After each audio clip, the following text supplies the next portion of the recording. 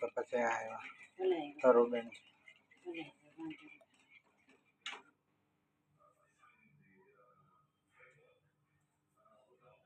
Yellow capsicum, आखरी masala, yellow capsicum, green mix capsicum, red zucchini, गाजर, baby corn અને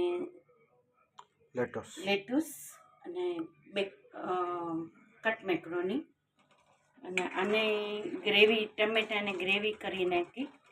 એની અંદર થોડુંક કોર્નફ્લોર નાખ્યો, મીઠું, ખાંડ અને લાલ મરચું.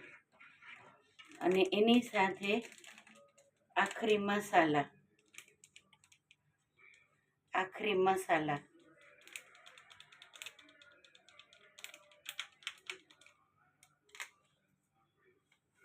આને એકદમ ઘટ થવા દેવાની. એકદમ ઘટ થઈ જાય, સેજ પાણી નાખીને રસ ગ્રેવી જ કરવાની છે. બીજા તવામાં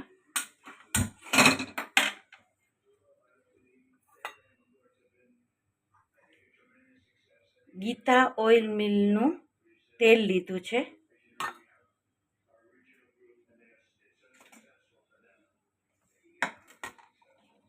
ગ્રેવી ઉકળે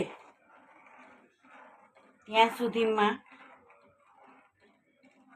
એને સતત હલાવતું રહેવાનું.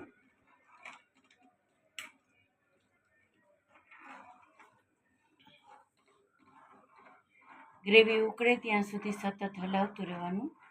હવે બીજી કઢાઈની અંદર તેલ મૂકવાનું. તેલ જરાક ગરમ થઈ જાય એટલે પહેલાં ગાજર નાખશું,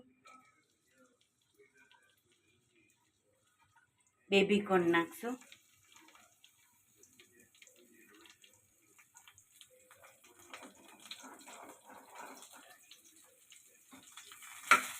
સોતે કરી લેવાનું છે.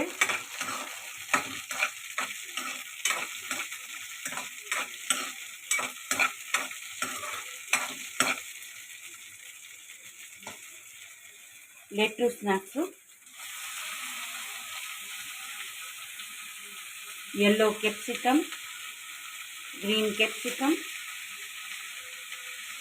रेड कैप्सिकम, zucchini અને લીલા મરચાં.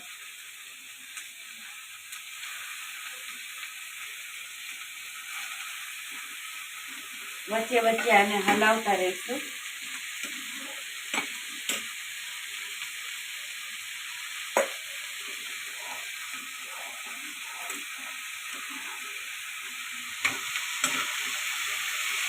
અને બહુ ચડવા નથી દેવાનું.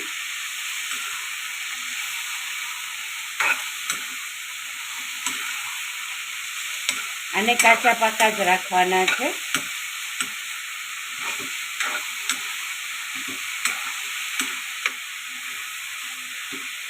કટ મેક્રોની નાખી દેવાની છે.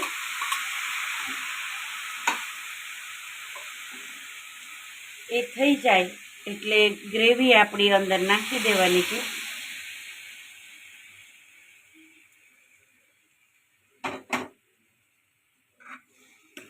આ થયું ચાઇનીઝ સ્વીટ એન્ડ સાવર.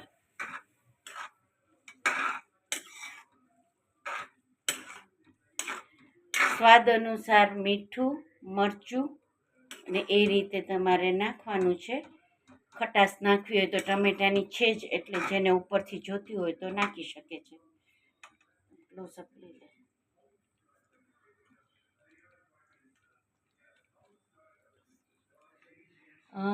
મારું નામ વર્ષા શાહ, હું રાજકોટથી છું અને ચાઇનીઝ ક્લાસીસ કરાવતી હતી.